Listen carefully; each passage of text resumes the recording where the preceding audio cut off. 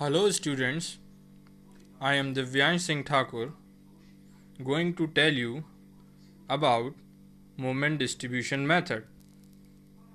I am an assistant professor of Infinity Management and Engineering College.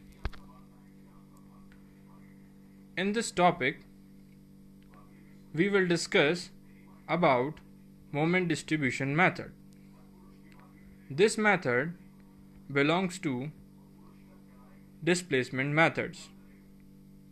As we know, there are two different types of strategies, that is, static methods and displacement methods used for the analysis of structures.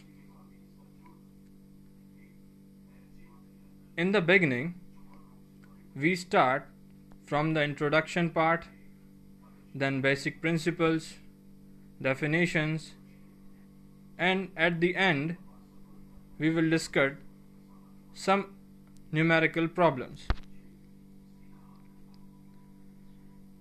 Moment distribution methods is developed by Professor Hardy Cross in 1932. This method belongs to displacement method category. This is used both for rigid frames and beams. In this method, we apply successive locking and unlocking of joint. With the help of this locking and unlocking of joints, we are going to try to make the summation of moment at joint equals to 0. This is an approximate method and can be used for manual works only. This method consists of several parts, such as development of stiffness, fixed end moments, distribution factors, etc.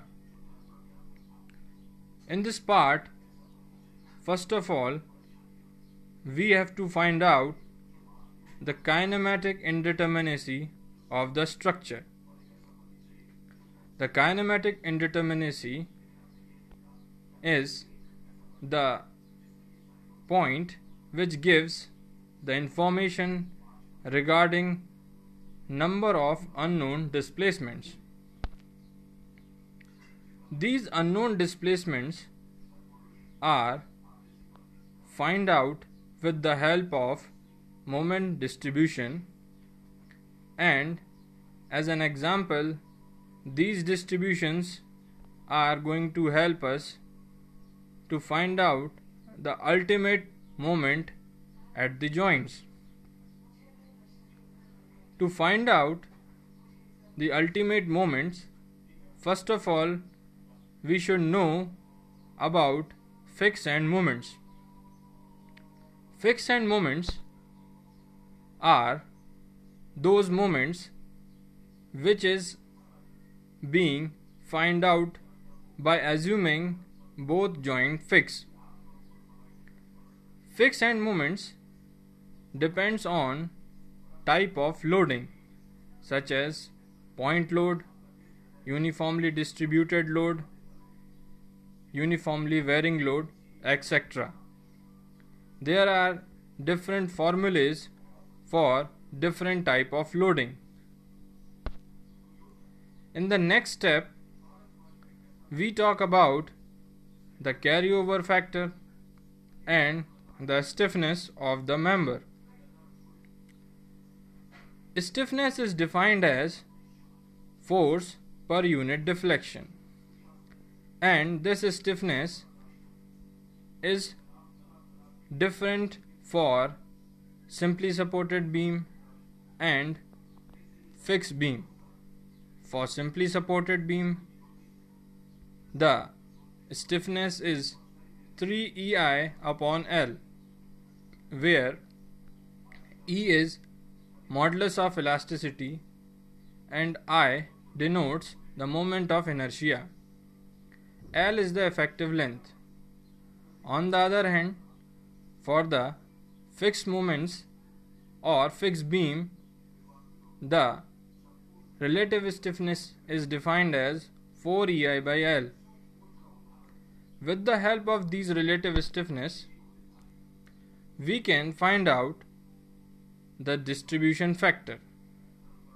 Distribution factor is defined as the ratio of the relative stiffness of member divided by relative stiffness of joint. These distribution factor provide information regarding the distribution of moment at a joint to the adjacent members. With the help of this, we can find out how much moment should be distributed on the adjacent site. As we have discussed about fixed end moments and relative stiffness of members, now I am going to tell you about the deflection portion. This deflection portion is find out with the help of standard results of deflection such as ml upon EI is equals to theta for cantilever beam applying moment at its free end, and PLQ upon 3EI for cantilever beam applying at its free end. This is not important in this chapter to find out these moments because we have already discussed in our previous topic, that is called deflection. Now, the point is to notify that we should remember all the formulas regarding this topic, such as carryover factor, deflections, and rotations. The formula for carryover factor at fixed end is 1 by 2 of moment at the joint and 0 for the simply supported end. On applying this equation, we can see that moment BC and moment BD can be found out with the help of distribution factors. Now, make a table on which the topmost line is covered with the fixed end moment and the boxes are filled with distribution factors. Now, locking and unlocking the moment at its joint, we can make this table to a zero moment.